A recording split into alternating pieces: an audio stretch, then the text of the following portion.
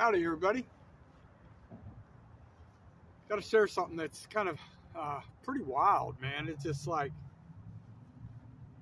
I wrote some notes because this thing that almost happened to me is actually going to be educational. Let me try and change this angle just a little bit. All right, that's a little bit better. So I just arrived back to Milton, Florida from camping in Baker, Florida, and pretty much had a lazy afternoon last night and just chilling. But I did bring I don't know, it was probably 14 to 16 pieces of firewood with me, and I pretty much I won't say I was lazy. I was just tired, but something really weird just happened inside my van as I'm parked here riverside. So I'm just chilling, just doing some YouTube stuff. I'm sorry there's Highway 90 is not too far away from here, but I do like this backdrop and like parking in this area.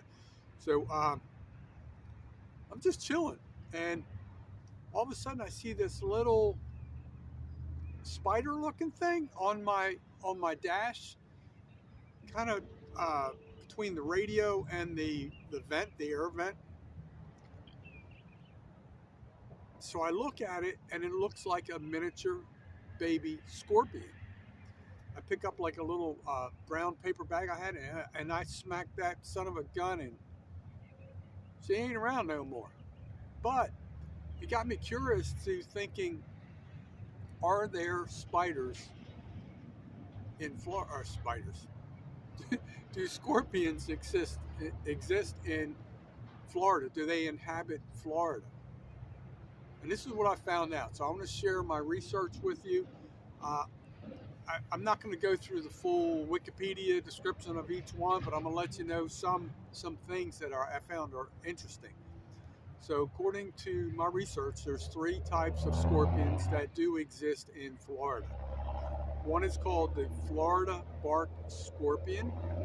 They like dark, damp areas, wooded areas. In this case, I'm going to assume, sometimes the bark starts to separate from the firewood. I'm assuming that's where they chill out because it would be moist, dark, shady, what have you. There's the Hence striped scorpion, and then the Guyana striped scorpion. And now there is a 4th category of scorpion. That would be the dead SOB scorpion, because I killed that son of a bitch, and it ain't coming back.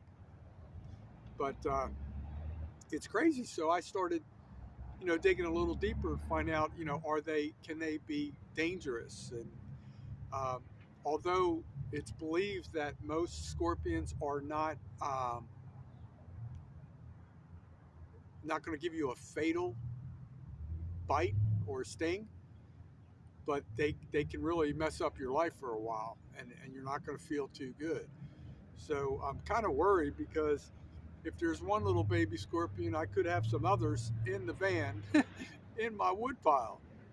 So that's kind of scary, but I'm going to purely speculate and assume that the little tiny scorpion probably would not have enough venom, if you want to call it that, to really, really mess up my day. But I don't know. I imagine if they had a little buffet on G Money's skin while I was sleeping, I could have a problem.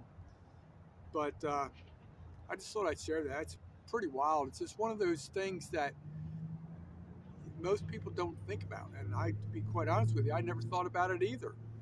Here I am talking about scorpions. How crazy is that? But since we are talking about scorpions, a long time ago when my channel was new, I'm pretty sure I did a story time episode. Since I have like 1,500 subscribers now, I'm going to repeat that story just a little bit. So I worked for a arts and crafts retailer, very similar to Michael's Arts and Crafts. Matter of fact, the founder of the company I was working for had actually, he and his father had founded Michael's Arts and Crafts. But we would get all kinds of, it was a really cool store. I mean, we had all kinds, it was like just do-it-yourself type crafts and stuff like that. So one of the things that we would get a large abundance of would be these wooden ammo crates that people would like decorate and paint up and put those little plastic skeletons in, stuff like that, to basically create a like a Halloween decoration type like that. So anyway, we were expecting a full tractor trailer load of these ammo boxes. I forget what we sold them for, but they were really nice quality and they sold very, very well. Well, one day, and this store was in Columbia, Maryland. So the truck backs up. The truck driver gets the pallet jack and unloads the first one, and all of a sudden, you see scorpions just dropping off the pallets, or the pallets, the ammo boxes, and immediately we instructed the driver to reload back into the trailer and get the hell out of here because we were not accepting scorpions.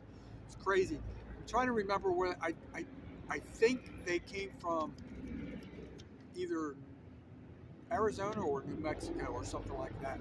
But that's a crazy story about scorpions, and it's just being a Yankee from Delaware, you never really think about scorpions. But I'm no longer in Delaware, It's just, so I just thought I'd share that story. Pretty crazy. Um, I may do a little more in-depth research on some of the scorpions because I find it interesting. It's one of those weird topics nobody talks about. So to answer the question, do scorpions inhabit Florida? The answer is yes. So be careful out there. Be careful. And that's why you got to keep your head on a swivel, my friends.